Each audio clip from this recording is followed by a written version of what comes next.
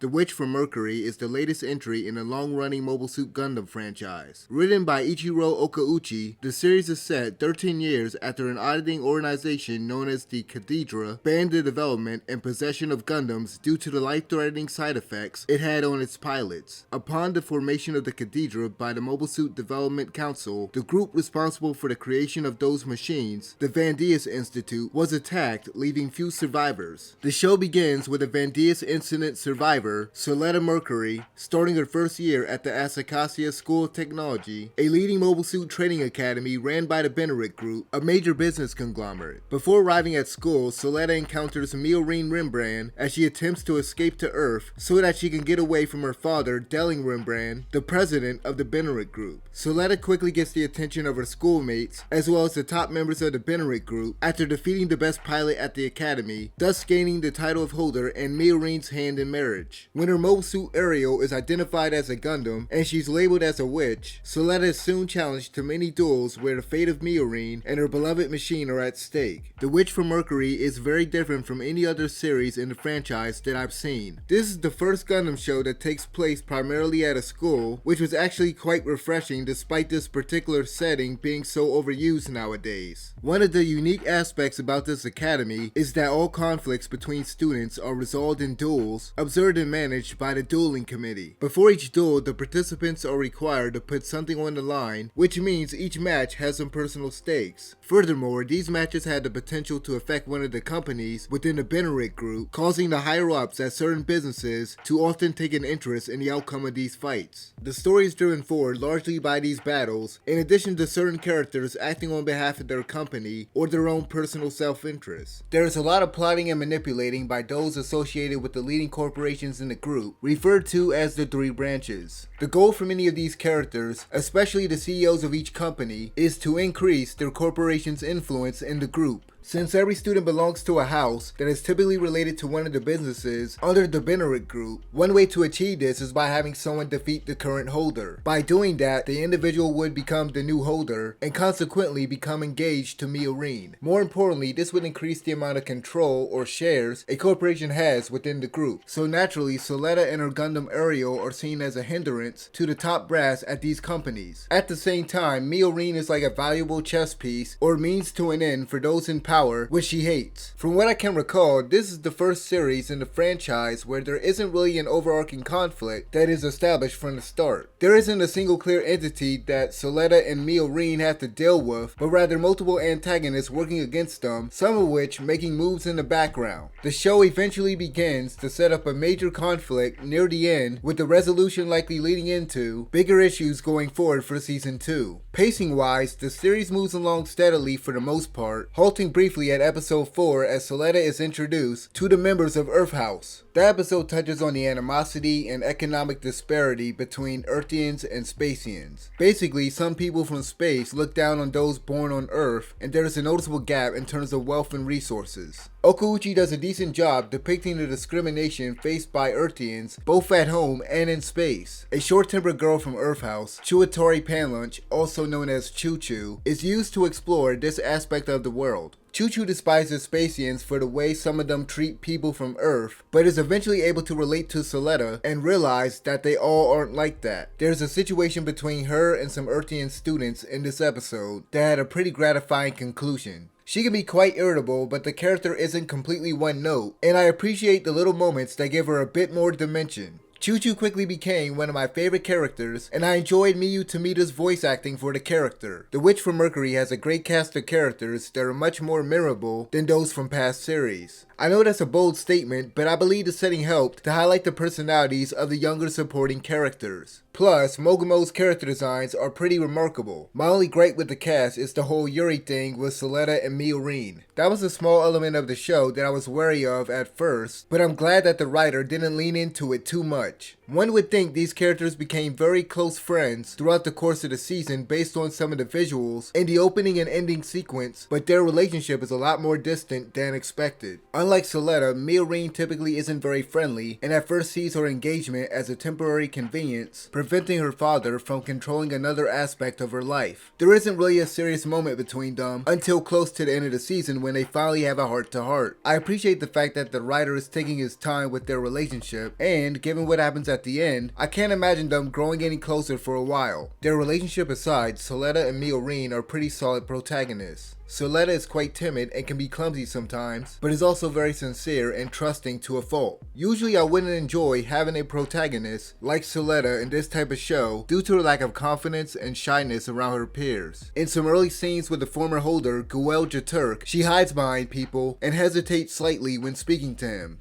Normally, this would probably bug me, but she's written in a way that she never stops being endearing despite her faults. Plus, some of Suletta's interactions with Guel are very amusing. I can't remember ever laughing this much in a Gundam series before, which I believe is a testament to the quality of the dialogue as well as the voice acting. Anyway, Suletta's mother, Elnora Samaya, has a big influence on her daughter. Suletta idolizes her mother to the point that she dresses like her and even adopts her philosophy. The little character progression that she has is largely due to her abiding by Elnora's philosophy rather than a result of her time spent with Miorine. At the same time, by adhering to her mother's ideology, Suletta serves as a catalyst for growth in Miorine's life as she makes the tough decision to finally stop running away from her issues with her father. Elnora's ideology is very simple. If you run, you gain one, but by moving forward, you gain two. This philosophy is great for a character like Suletta, who would otherwise be a spineless coward without it as a motivation to keep pressing on. I like it from a story perspective because it's not simply a message to never give up. There is nothing wrong with fleeing or throwing in the towel when things get rough. While there is value in doing that, it's more beneficial to face a challenge head on. In short, Eleanor's words mean that you can acquire more from dealing with a tough situation directly than you would avoiding it. Putting aside Eleanor's philosophy, Okauchi does something pretty interesting with the character that I won't spoil. Other than her mother's words to guide her, Suletta is also supported by Miorine quite a few times. Unlike Suletta, Miorine is not close to her parental figure and is basically the polar opposite of her. Her relationship with President Delling isn't nearly as interesting as Suletta and her mother, or even Guel and his father Vim Jaturk. Outside of the prologue, President Delling doesn't do much besides exercise his authority over the Benerit group. He's not really that compelling as an antagonist, especially in comparison to students like Elon Ceres from Pale House and Shadiq Sinelli from Grassley House. Unfortunately, I can't say much about Elon without getting into spoilers. As for Shadiq, he comes off as a friendly, well-meaning guy, but is actually underhanded and will do whatever it takes to achieve his goals. One character I thought was written very well is Guel, the leader of the Jaturk House. He starts out as a jerk with a lot of pride in his ability as a pilot. After losing the title of holder to Suletta and his position as the next heir to the Benerit group, he wants to regain his status as the school's best pilot while having to deal with his father's lack of faith in him. Like I stated earlier, I really enjoyed his scenes with Suletta. Her acknowledgement of his prowess as an operator, I believe, meant a lot to him, considering that Vim has no confidence in his son, and the fact that Guel's dream is to become the top pilot in Dominicus. At the beginning of the series, he's a bit egotistical, but is humbled early on after being defeated by Suletta. Guel is a lot more narrow-minded than his father, who is only thinking about what's best for the company. There's an excellent moment with this character in the finale that made me really feel for him. Cutting the sound briefly during this particular part of the scene was a nice touch. I'm curious as to what the future holds for Guel, considering what happens during that episode. The Gundam franchise has a long-running tradition of including a masked character among its cast. Okauchi takes an interesting approach with this show's obligatory masked character, Lady Prospera. There's no real mystery as to who she is, as it's obvious even before the reveal earlier in the season. The intriguing thing about Lady Prospera is that it's unclear whether she is someone Suletta and Miorine should be wary of despite her willingness to assist them. It wouldn't surprise me if she is just manipulating Suletta, but part of me wants to believe that she has her best interest in mind, given the nature of their relationship. Just like the other CEOs, Lady Prospera also takes action behind the scenes, and it's clear that both her and President Delling are up to something by the end of the season. The biggest selling point for this series has always been its giant robot battles, and thankfully this anime doesn't disappoint. This show has the best action sequences I've seen in any mecha anime in almost a decade. Sunrise deserves a lot of praise and recognition for not relying too heavily on CG, unlike many of their contemporaries. The studio utilizes 3D very sparingly throughout the series for some of the ships and other machines as needed. From what I could tell, they only use CG during battle scenes, in instances where Soletta or another character would deploy drone-like weapons referred to as Gundabits. The mobile suits themselves are brought to life mostly through 2D animation, which I was extremely happy to see. There are several very short moments outside of combat when these machines are shown in 3D, but thankfully it didn't look bad at all. The fights themselves are exciting, and there's a hefty chunk of dynamism in the way these scenes are executed. Sunrise makes good use of the camera as well as different perspectives, which helps to keep these sequences engaging and capture the scale of two giant robots duking it out. For example, there were moments where they showed the action from inside the cockpit. They even swung the camera around in a few scenes, sometimes for dramatic effect. In addition to the dynamic camera work, the action is complemented by some really awesome background music. This series has the greatest soundtrack I've ever heard from the franchise. The main theme that plays during big moments when Soletta goes on the offensive is fantastic. When the vocals kick in, it really elevates the intensity and excitement of these scenes. In addition to that track, the songs in the opening and ending sequences are very good as well. Before I wrap up this video, I got one last thing I need to point out. While this show's writing is generally good, I did notice one plot hole that involves something that is established about the Gundams around halfway through the season. There's an inconsistency with what one of the CEOs says given Soletta's last fight during the situation at the end. It's possible that the writer will address it, along with the mystery as to why Soletta can pilot Ariel safely in Season 2. All things considered, the first season of Mobile Suit Gundam Witch for Mercury was magnificent. Sunrise has created a show that raises the bar for all mecha anime with its thrilling, well-animated fight scenes and memorable, entertaining characters. The story is paced well, and the action-packed finale is amazing as it leaves several characters in interesting positions for the second season. I'd recommend watching the show if you're looking for a good mecha or sci-fi anime to watch. If you've seen this series, let me know what you guys thought about it in the comment section below. And as always, thanks for watching.